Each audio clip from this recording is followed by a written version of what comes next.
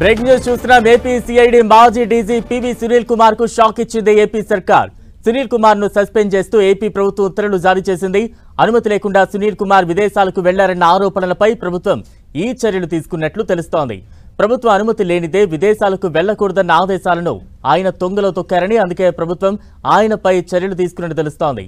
సునీల్ కుమార్ పై పలు ఆరోపణలు కూడా ఉన్నాయి. ఆయన గత ప్రభుత్వానికి అనుకూలంగా పనిచేశారన్న ఆరోపణలు ఉన్నాయి. అలాగే రఘురామకృష్ణంరాజు కస్టోడియల్ టార్చర్ కేసులో కూడా సునీల్ కుమార్ పై ఆరోపణలు ఉన్నాయి. ఇక తాజా అప్డేట్స్ అందించేందుకు మా ప్రతినిధి విజయ్ చంద్ర సిద్ధంగా ఉన్నారు. విజయ్,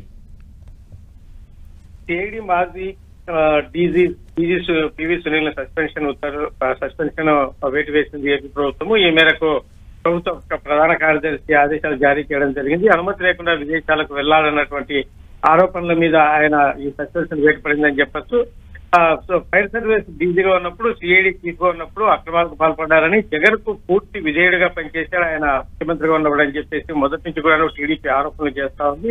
అయితే సిఐడి చీఫ్ గా ఉన్నప్పటి నుంచి కూడాను పెద్ద ఎత్తున టీడీపీ నుంచి అయితేనేమి, అప్పట్లో ఉన్నటువంటి ప్రతిపక్షాలుగా ఉన్నటువంటి కూటమి నేతల నుంచి కూడా ఈయన ఆరోపణలు ఎదుర్కోవడం జరిగింది. అయితే రఘురామకృష్ణంరాజు కస్టోడియల్ ఏదైతే కనుక టార్చర్ కేసు ఏదైతే ఉందో దానికి సంబంధించినటువంటి ఆరోపణలు కూడా పివి సునీల్ ఎదుర్కొంటున్నారు. అయితే కూట ప్రభుత్వం వచ్చిన తర్వాత పివి సునీల్ సస్పెన్షన్ తప్పనిసరి, అతని మీద ఖచ్చితంగా వేటు పడుతుంది అని ఎప్పుడెప్పుడు అని అందరూ అనుకుంటున్న నేపథ్యంలో, అంటే అనుకోని విధంగా ఆయనకు ఈ విదేశాలకు అనుమతి లేకుండా వెళ్లాలన్నటువంటి ఆరోపణల మీద సస్పెన్స్ అయితే కనుక ప్రభుత్వం చేసింది. కొత్త కోణంగా చూడొచ్చు.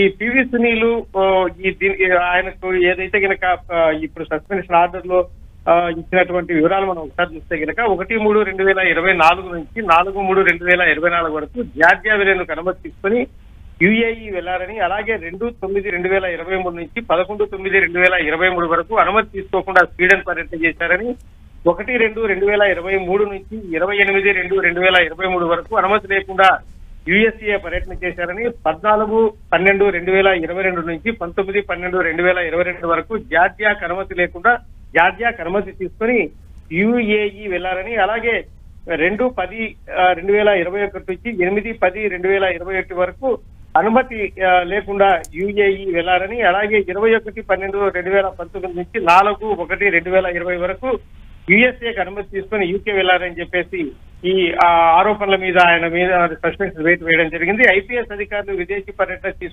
వెళ్లాలంటే దానికి సంబంధించి ప్రభుత్వం నుంచి తప్పనిసరిగా అనుమతి తీసుకోవాల్సి ఉంటుంది. పాలనాపరమైన బాధ్యతలు అయితేనే, భద్రతా అంశాలు అయితేనే, విశ్వసనీయత, వీటన్నిటి కోణంలో ఈ తప్పనిసరి ప్రభుత్వ అనుమతి తీసుకోవాలని చెప్పేసి ఒక నిబంధన ఉంది. వీటిని నిర్లక్ష్యం చేసినటువంటి ఆరోపణల మీద పివి సునీల్ మీద సస్పెన్షన్ వేటు వేయడం జరిగింది.